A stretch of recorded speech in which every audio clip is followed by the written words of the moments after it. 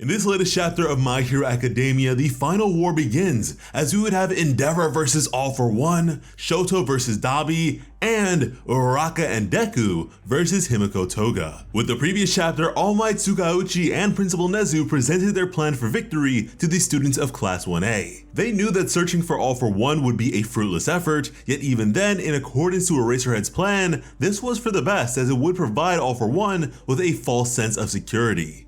The narrative they sought to sell to the Demon Lord being that of an exhausted and panicked Deku. And for the sake of really selling this vulnerability, much to Deku and the rest of the class's delight, Oyama would be joining them in their efforts. That being said, there was also the issue of All for One's lie detector quirk, which had been deduced by Momo, but this would be dealt with by way of Shinso. Shinso, who now appeared in his very own hero costume, looking like a whole shinobi. Apparently, thanks to his rigorous training in preparation for his impending additions to the hero course, Shinso successfully managed to improve his quirk, allowing him to now make those he manages to brainwash speak as he pleases. And I must say that with that ability, Shinso is now way too powerful. I mean, thanks to this, he could pretty much just spread his brainwashing rather easily. But from there, to address the hero's inability to lay in wait against All for One on account of his search quirk, they would make use of Monoma, who went by the hero name Phantom Thief. Here he was expected to copy Kurogiri's Warpgate quirk, and not only that, but managed to master the power in the span of less than a week.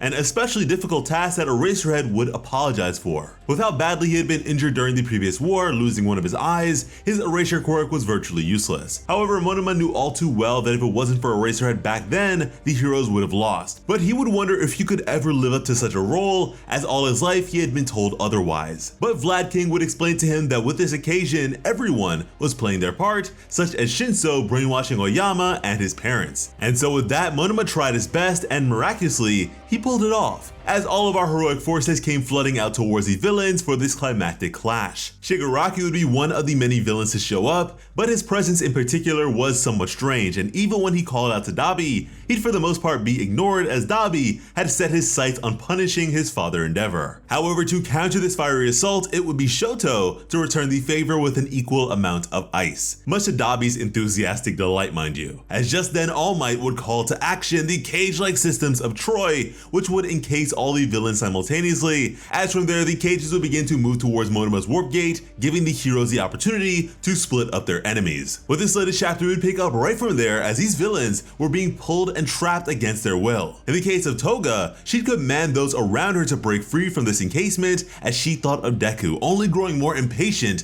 by the second. As from there, some of the captured villains would manage to do so. One case being that of Dabi's, as he would gleefully express that the cage holding him did not even last 3 seconds. However, Dabi would immediately be met by Shoto, with Burnin and Ida by his side, as he would retort that 3 seconds was all that they needed. As just like that, they would go at it. Everyone was going head to head, giving it their all. Bakugo would call out to Deku, who was by his side. All the while, Monoma was doing his absolute best, as things were very much going according to their plan, as for the sake of fully separating all the villains, they would need to be taken into the warp gate simultaneously. From there, we would have an exchange between literal super side characters that somewhat piqued my interest. The hero would speak of his side possessing anti-decay measures, which honestly, if it's not being implemented at this particular moment, I'm really not sure what the point of expressing such a thing really is. I mean, it ultimately eliminates any sense of danger or fear that may have arisen in such a situation, but hopefully there is a reason for this. But beyond that, this hero here seems rather similar to a former top 10 hero we had lost in the previous war, the shield hero Crust, as he sports a similar sort of domino mask and hairstyle on top of having several hexagonal shapes emerge from his face. So perhaps this is a relative of his or something. Crust definitely deserved better than he received, but then again, the same may be considered the case for most My Hero Academia characters to an extent. From there, everyone would do their part, as out of nowhere, something would grab hold of Deku's arm as Bakugo fought on, and Deku would be dragged through a different warp gate entirely. With the process having now concluded, All Might would swiftly command Fat Gum to capture all the stragglers that the gates may have missed, also tasking him with taking care of Oyama, from which point Monoma would be made to regroup with Aizawa. But with these preparations out of the way, it was now time for phase 2 of their plan.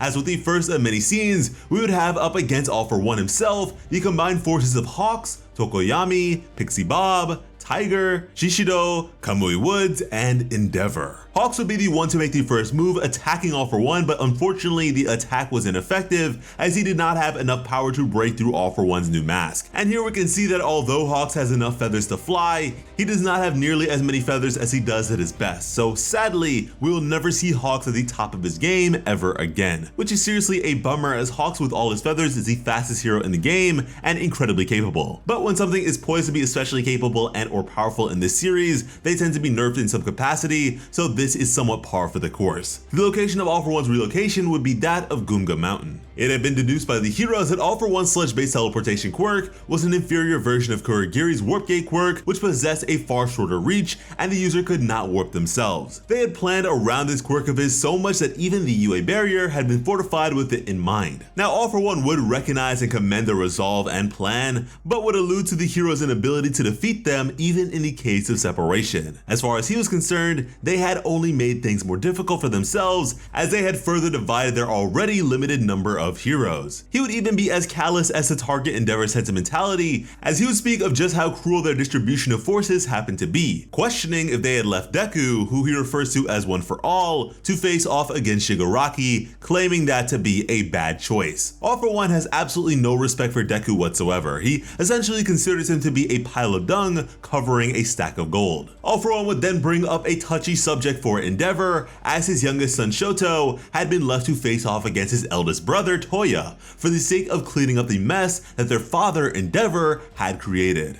And this back shot of Shoto was really damn cool. And Dabi's new fit is fantastic as well. Now Ida is here too, and as some of you guys know, I already don't really care about the character as is, but personal biases aside, I'm wondering how he'll manage to contribute to the scene. Generally, I think I'd prefer such a personal bout such as this to be handled in a mostly one-to-one capacity, but at this point I'm not so sure if that'll even be the case. Yet even if it isn't, we do actually have two of Endeavor's sidekicks present, which I do actually think is pretty cool. For Dabi, there is the prospect of punishing his father by harming them, and there is the possibility of Shoto working alongside them and effectively appearing to have finally surpassed his father. And to close out his statements, All For One would question just how long Endeavor planned on abusing his children. Yeah, All For One has no chill. From there, oddly enough, we would make our way to UA, which was currently floating. On this battlefield, it would be Bakugo and Best Jeanist against Shigaraki. However, things were not going according to plan, as again, Deku was not with them, which certainly only makes this situation more challenging, as at the moment, Deku was elsewhere in a somewhat watery locale alongside Gang Orca, Su, and Uraraka against Toga with two near high-end Nomu. As it turns out, Deku had been taken off guard as his danger sense did not activate when Toga grabbed hold of him, which is to say that she presently has no intentions of harming him. With the events of the war arc, we knew that Toga wanted to speak to Uraraka and Deku and get their perspective on things. With the first, she managed to do so with Uraraka, but is yet to do so with Deku, and so her intention should be pretty clear to us. Now, if things for whatever reason were to go south here, they would actually really need Deku, since Toga has the nation-crushing power of twice at her disposal. Toga is a rather bizarre character, and I have to wonder how she'd react in the face of her feelings being reciprocated to some extent. We all know that Deku wants to connect with his adversaries at this point and to help them, so the opportunity to do so is very much there. Not to mention that Uraraka feels the very same way. And if the heroes are set to lose when it comes to the numbers game, if Toga were to ever go as far as to aid them, again, she'd have the power of twice to change everything. Now, the funny thing about Deku not ending up where he was meant to be is that it lines up with the shot we have from Horikoshi in regards to the end of the series, as Deku is with Uraraka. So the two needed to be together in some capacity in regards to these battles, so it makes sense. But when it comes to the Toga thing, there are plenty of different ways this can go, and if you'd like to be here for all that and more, be sure to subscribe to Plot Armor with notifications on. We also have a brand new channel by the name of Plot Armor Comics, where we cover plenty of superpowered stories, so check us out if you haven't already. But when it comes to bringing you some of the best My Hero Academia content on the platform,